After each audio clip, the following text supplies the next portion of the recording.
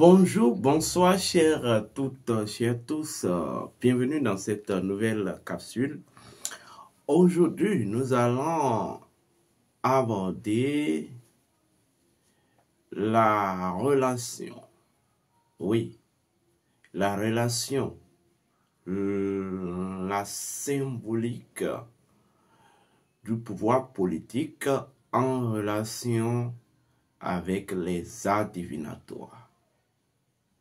Oui. Vous entendez souvent parler des arts divinatoires. Et vous entendez souvent parler des politiciens ou des hommes politiques qui vont souvent consulter les arts divinatoires pour donner une orientation à leur pouvoir politique.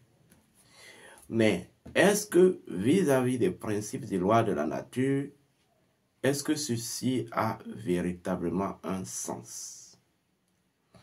Et quel est le lien profond, originel et initiatique entre le pouvoir politique et l'oracle?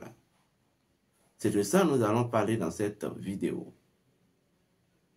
Alors, avant de commencer, je tiens à vous rappeler vos devoirs.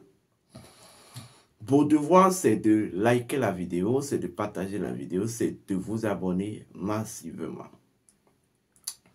Bien, l'oracle est le langage de la providence divine.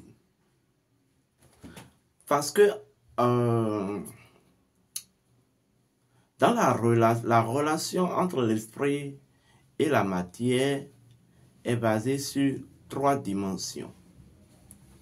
Nous avons la dimension de la providence divine. Nous avons la dimension de la volonté. Et nous avons la dimension de la destinée.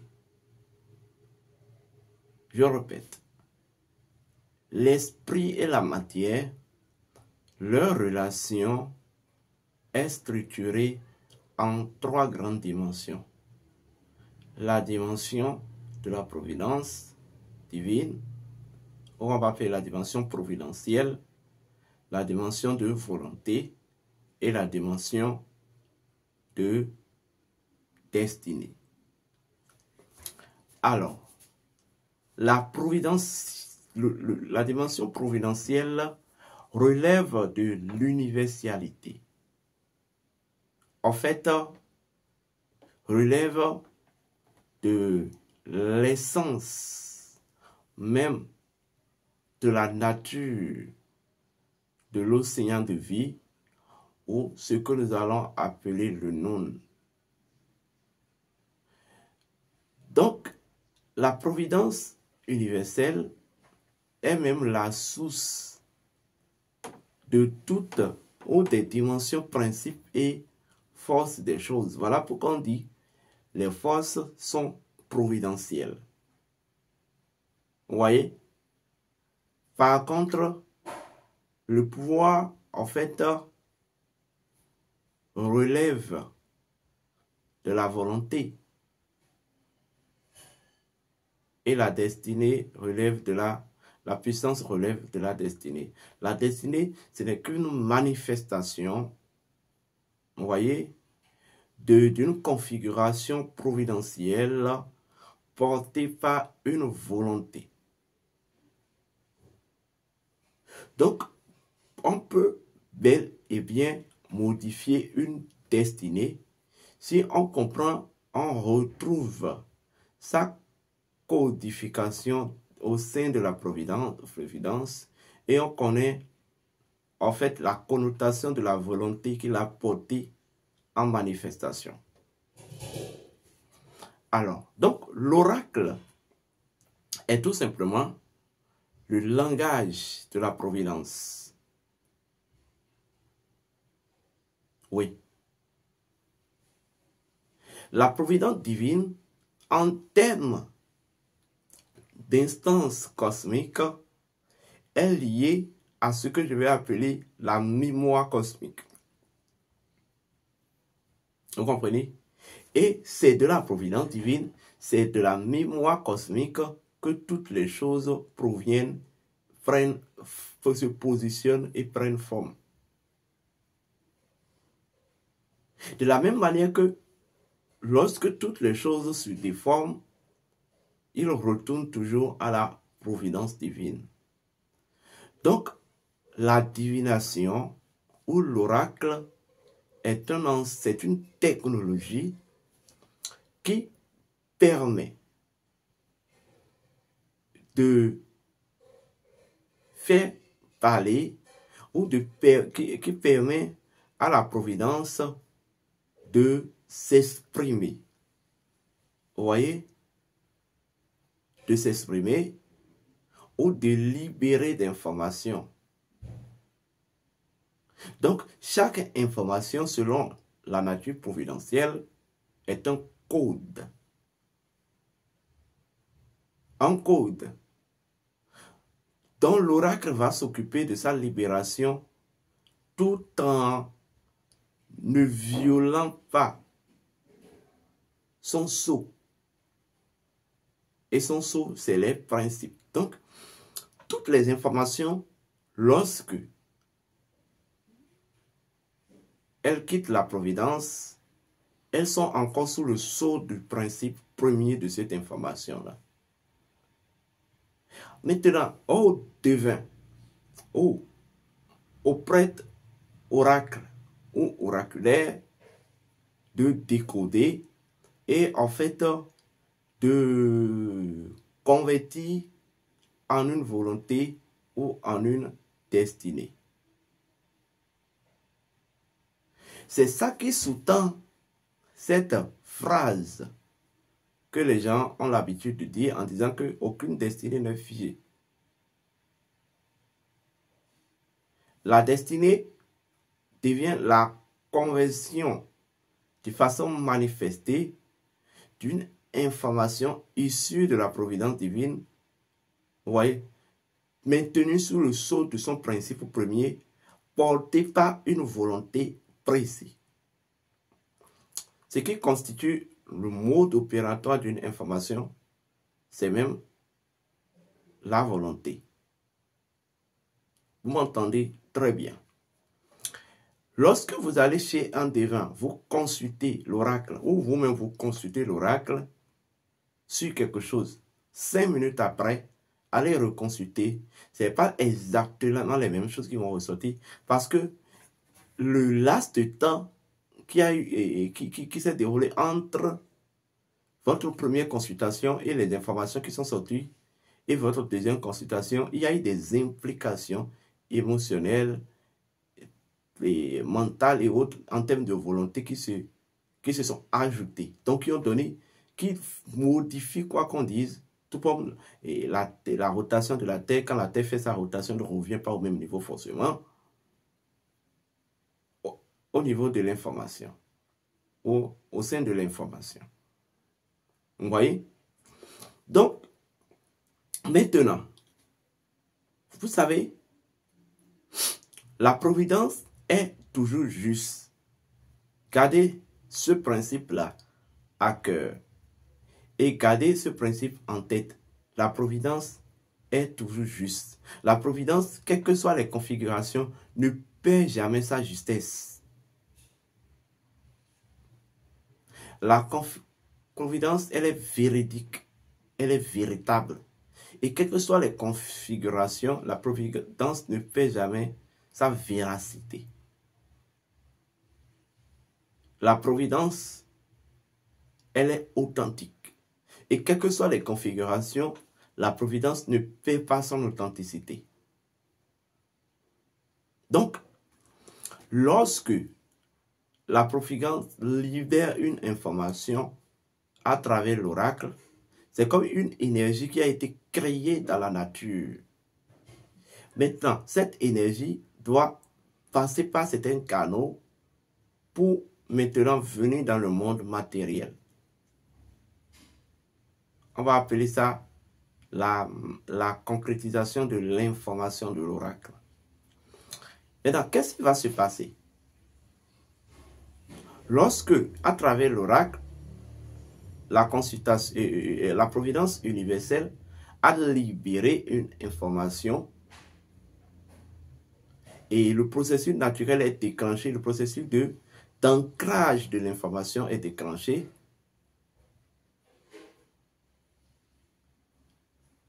La providence, l'oracle, en fait, l'oracle va s'occuper, soit l'oracle va préparer, ou soit l'individu auquel l'information concerne, ou auquel l'information est dédiée, ou en fait le pays auquel l'information est dédiée, soit ils prennent les dispositions, vous voyez, pour déblayer le chemin à l'information en tant qu'énergie, de la sorte que les contraintes de la matière ne font pas qu'elle soit modifiée.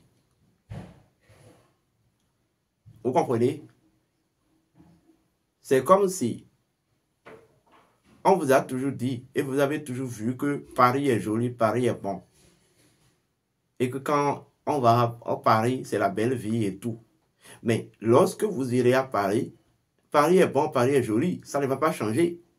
Maintenant, vivre la belle vie à Paris sera dépendre des dispositions que vous prenez.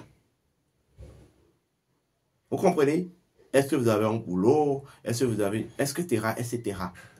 Maintenant, si vous vous retrouvez dans des conditions où vous vivez une mauvaise vie, ou voilà, une mauvaise expérience à Paris, est-ce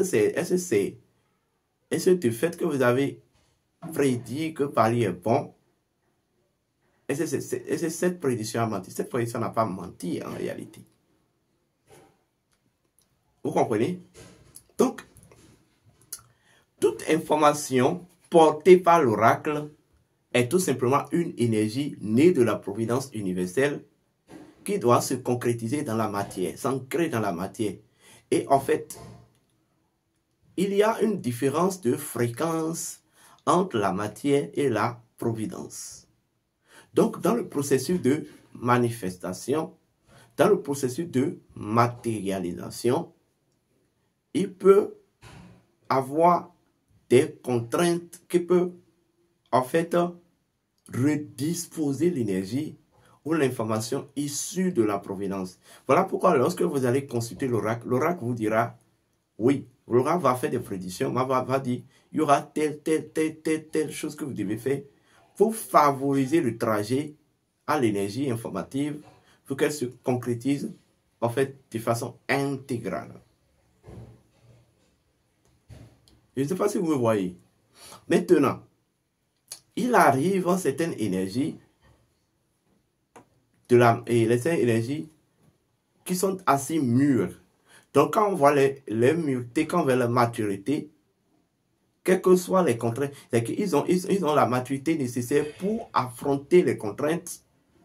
Vous voyez, les contraintes de la matière et se concrétiser sans aucune modification. Il arrive comme ça.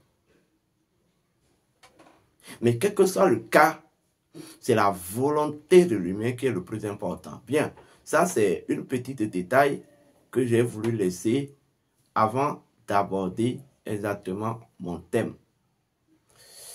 Bien, quand on parle de pouvoir politique, je vous ai dit, le principe premier, j'ai coutume de vous dire, le principe premier même du pouvoir politique est tout simplement le principe de la pérennité de l'esprit glorieux. Alors, quand on va parler de l'esprit glorieux, de façon symbolique, il s'agit de Horus. Il s'agit de Horus l'enfant. Vous voyez? Vous allez me dire pourquoi Horus est considéré comme esprit. Parce que tout principe est un esprit. Donc, Horus, en tant que divinité, est un principe, donc est un esprit. Donc, le pouvoir politique, dans son principe premier, dans sa réalité de base, est tout simplement l'ancrage, oui, l'ancrage de la pérennité. Vous voyez, de la lumière et de toutes ses facultés.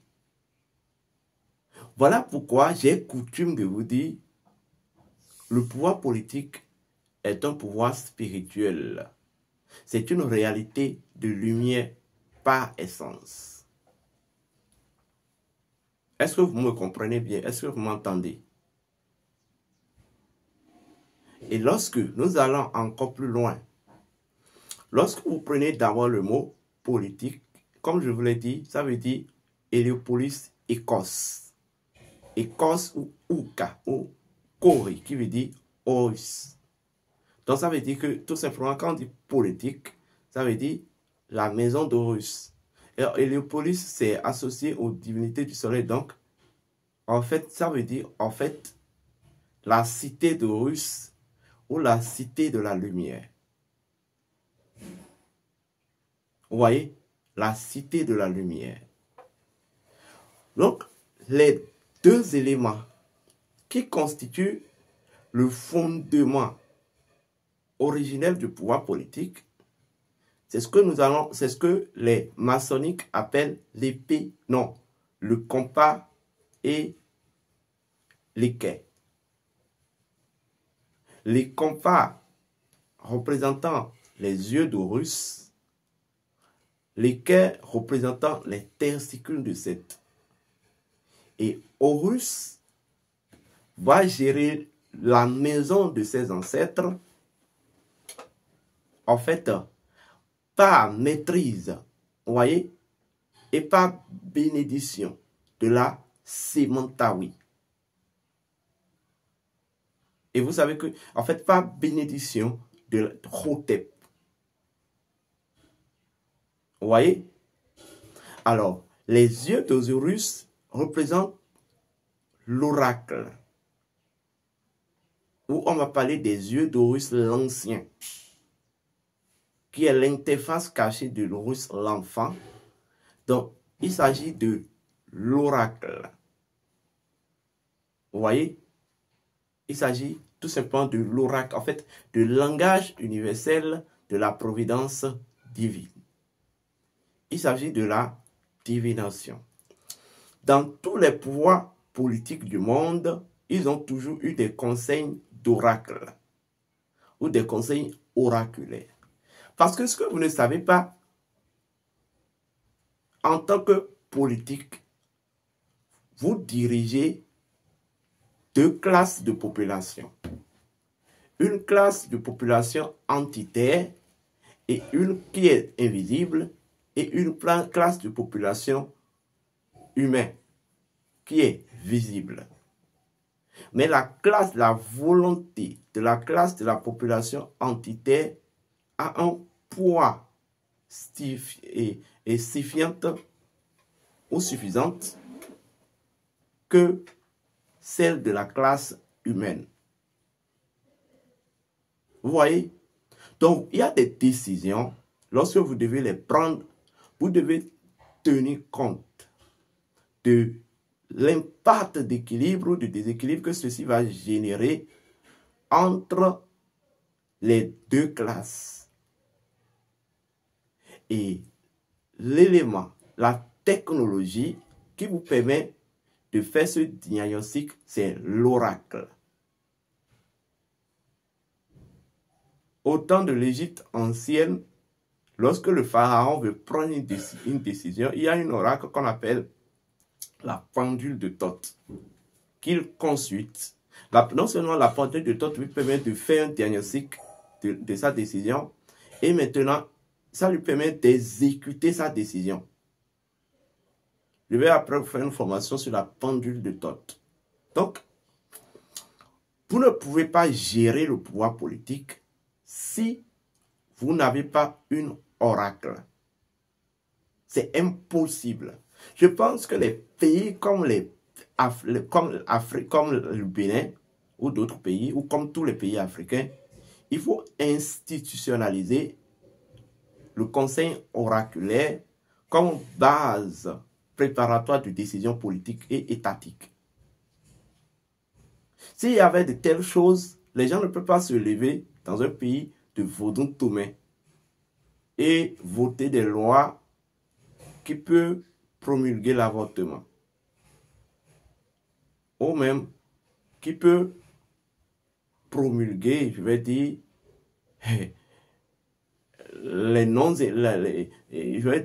l'exonération de l'inconvénient, des inconvénients de la prostitution d'une femme. Ce n'est pas que ces lois sont mauvaises, mais dans le vaudou-toumé, ces lois ne sont pas utiles. Ces lois ne sont pas utiles. Vous allez voir ce qui va se passer. Il y aura maintenant trouble entitaire. Voilà pourquoi vous avez besoin, quand vous êtes politicien, vous avez besoin d'être initié, soit vous avez besoin d'avoir un conseiller spirituel. Si vous devez avoir un conseiller spirituel, il ne s'agit pas des gens qui maîtrisent des divinations, qui viennent et quand ils prennent le chapelet, vous posez des questions, ils répondent. Non, il s'agit de quelqu'un qui connaît et qui maîtrise ce qu'il connaît. Il ne s'agit pas des gens qui sont là, ils ont appris de leur père et ils appliquent l'oracle de façon mécanique, sans comprendre le principe premier et le fondement. C'est ça, de ça il s'agit en fait. L'exemple la plus simple est ceci. En 2020, aux élections au Bénin, les élections présidentielles, ils ont choisi une vice-présidente. Je sais pourquoi ils ont choisi une vice-présidente, mais eux-mêmes ne savent pas le pourquoi. Mais les choses les ont obligés, d'une part, d'une manière ou d'une autre, à choisir. En 2026, on choisit la même personne.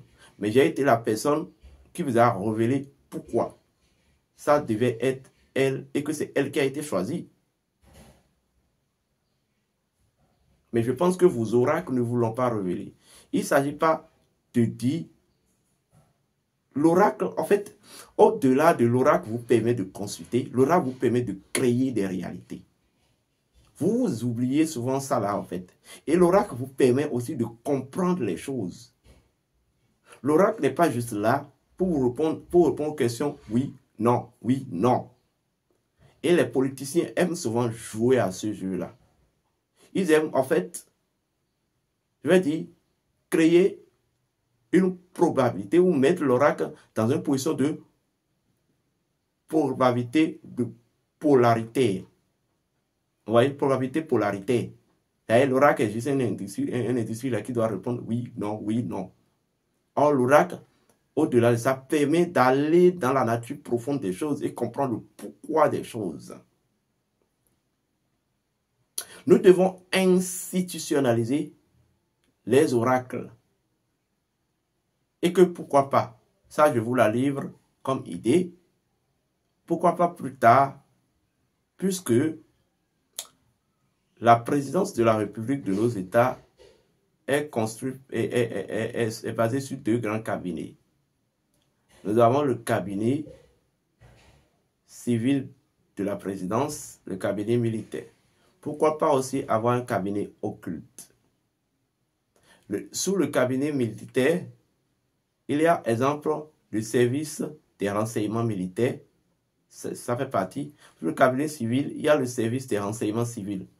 Pourquoi pas, dans le cabinet occulte, avoir un service de renseignement, en fait, mystique ou occulte, qui doit, en fait, constituer le soubassement du reste et tout ce qui va suivre. Les Blancs ont inventé un système. Vous venez vous copier le système. Au lieu d'être intelligent en copiant le système, vous préférez être bête.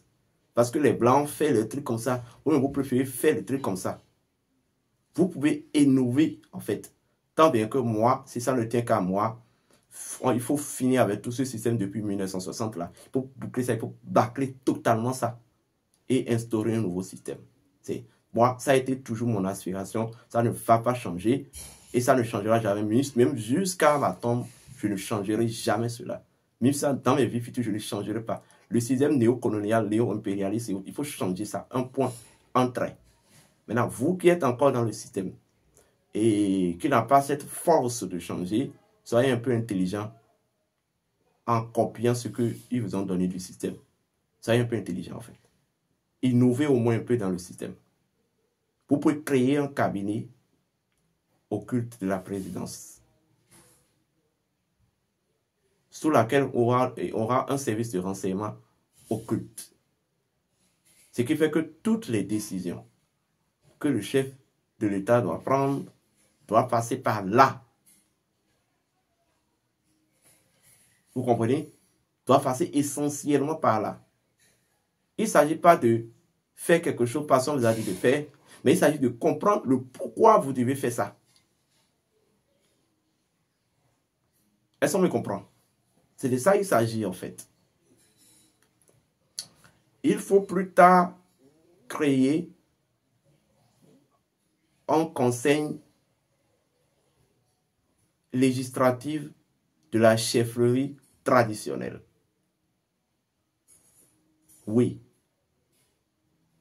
Lorsque les lois viennent là, avant que les lois partent à la Cour constitutionnelle, puisque vous êtes toujours dans le système néocolonial, donc je préfère rester dedans pour vous donner des propositions. Je parle à tous les pays de l'Afrique, le pays en Afrique. Cette loi qui est passée par l'Assemblée nationale, cette loi qui passe par l'Assemblée nationale doit être validée par ce conseil-là, qui doit voir sa conformité, la conformité de ces lois-là, de ces articles et lois, avec nos réalités traditionnelles et ancestrales. Et c'est lorsque ils donnent leur aval que ça ira à la Cour constitutionnelle. Mais s'ils ne donnent pas leur aval, ils donnent des instructions, des propositions, et ça retourne à l'Assemblée nationale qui doit tenir compte de ça. Et à partir de ce moment, on va arrêter en Afrique de voter des lois bizarres. Apparemment, vous ne savez pas ce que c'est qu'une loi. Vous pensez qu'une loi a juste un impact social. La loi n'est pas faite pour cadrer juste la société seule. Mais même si la loi est faite pour cadrer la société, il y a deux sociétés que vous dirigez. Nous sommes dans deux sociétés. Il y a une société invisible et une société visible. Et c'est lorsque la société invisible et la société visible s'entendent qu'il y a la paix de la population. Mais si vous votez juste des lois pour satisfaire, voilà, certaines ambitions de l'État profond,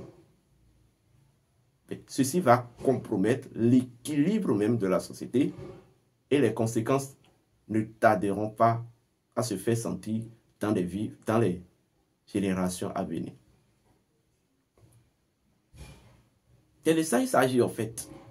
Est-ce qu'il vous est arrivé une fois, en tant qu'autorité, de sortir de votre corps la nuit, loin des gardes-corps et loin des conformités du pouvoir que le pouvoir vous donne dans le monde physique, et de vous retrouver dans le territoire de l'invisible et de vous observer dans le territoire de l'invisible? Est-ce qu'il vous est arrivé une fois de le faire? Mais si vous l'avez fait une fois, vous saurez ce que je dis.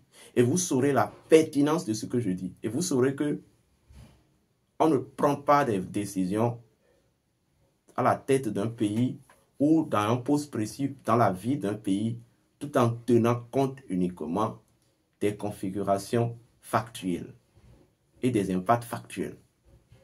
Il faut tenir compte de l'autre côté. Oui.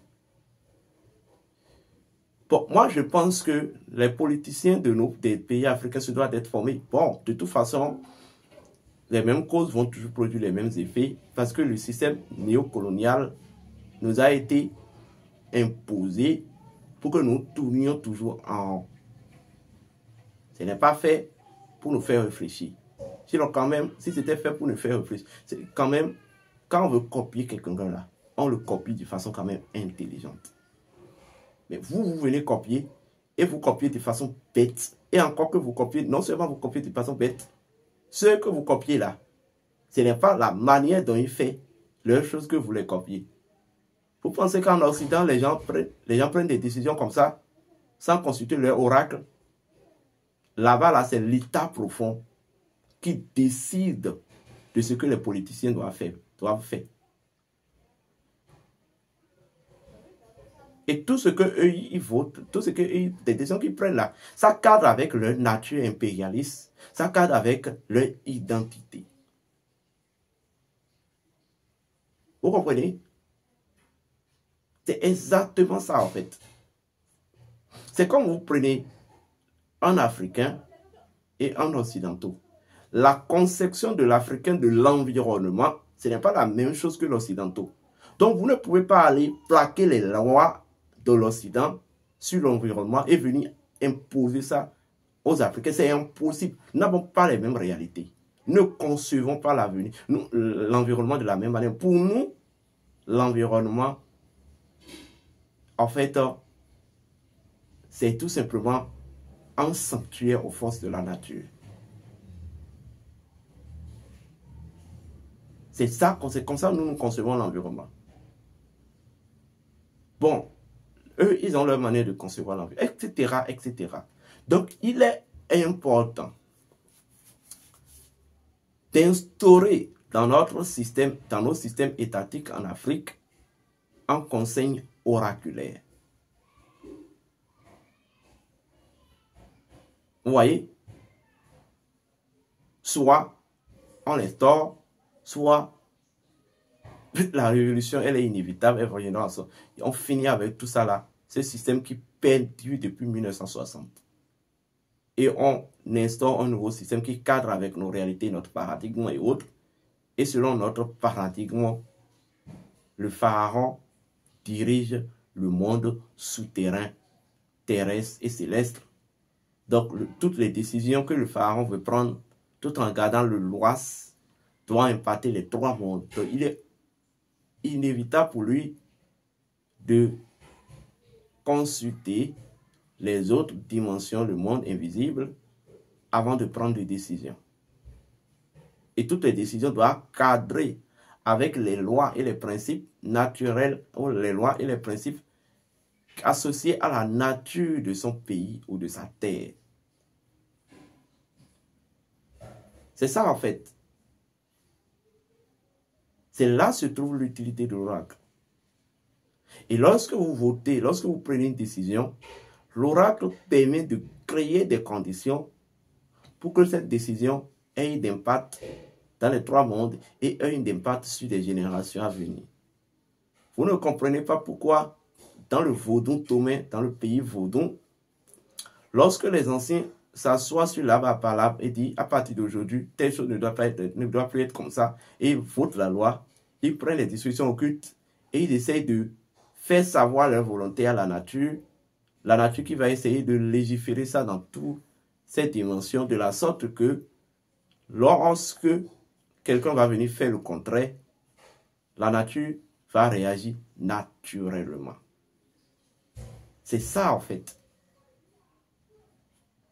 Vous voyez?